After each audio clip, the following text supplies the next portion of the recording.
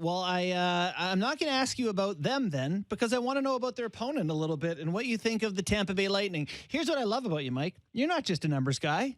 You know hockey. This Tampa Bay Lightning team has been around and had success and veteran experience and all that stuff.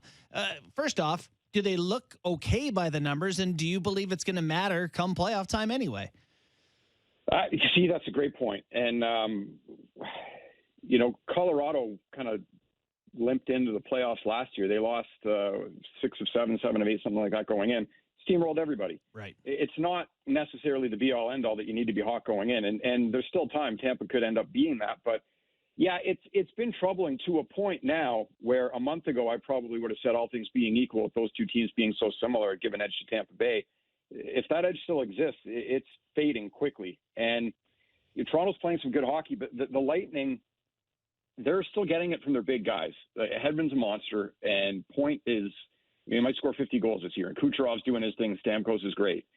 The depth forwards and their decor overall is not what it's been in years past. It's the worst it's been of the 4 iterations we're talking about, the 3 teams that went to the Cup final, and this one. And, I give a lot of credit to Julien Brisebois and his group for doing everything they can to keep this team as good as it is year over year and competing for Stanley Cups. That's almost impossible to do in a salary cap league, a hard cap league like the NHL. So it's just a reality. And that's where, the goaltending, it's been a bit down lately, but you can't even worry about that with Vasilevsky. His track record in the playoffs and overall is too good. But I do worry about this team in terms of their decor overall and their bottom of their lineup.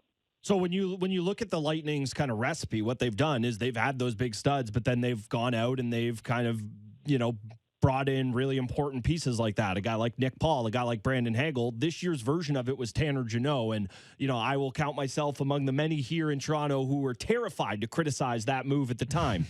It has been 15 games. He is a -6 and has 3 points. Did they pick the wrong guy this year to go all in on their RFA strategy? It remains to be seen, but it's a totally fair question at this point. I said this when they got him at the deadline, and I kind of stand by it. It almost doesn't matter to me in a way what he does offensively in terms of goals and assists and points. And obviously you want him to get them, of course, but everything in that sense was down from last year where he had this monster shooting percentage year, and we all knew that would be unsustainable to a point. But it's gone the other way now where it's unsustainably low. But I think the reasons that they got him are, you look at his puck recoveries, his forechecking, first guy in on a dump in, disruptive play in the offensive zone. All that stuff is where it was last year.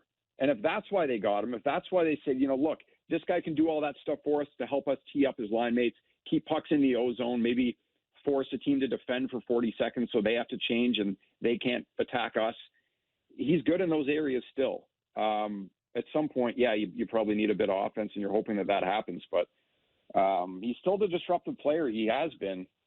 Just doesn't have the points to show for it. Yeah, you can see why he thought they fit the mold of their Goodrows and Colemans and Gourds and all those type of guys. But yeah, hasn't panned out yet. Will be interesting to see how that goes.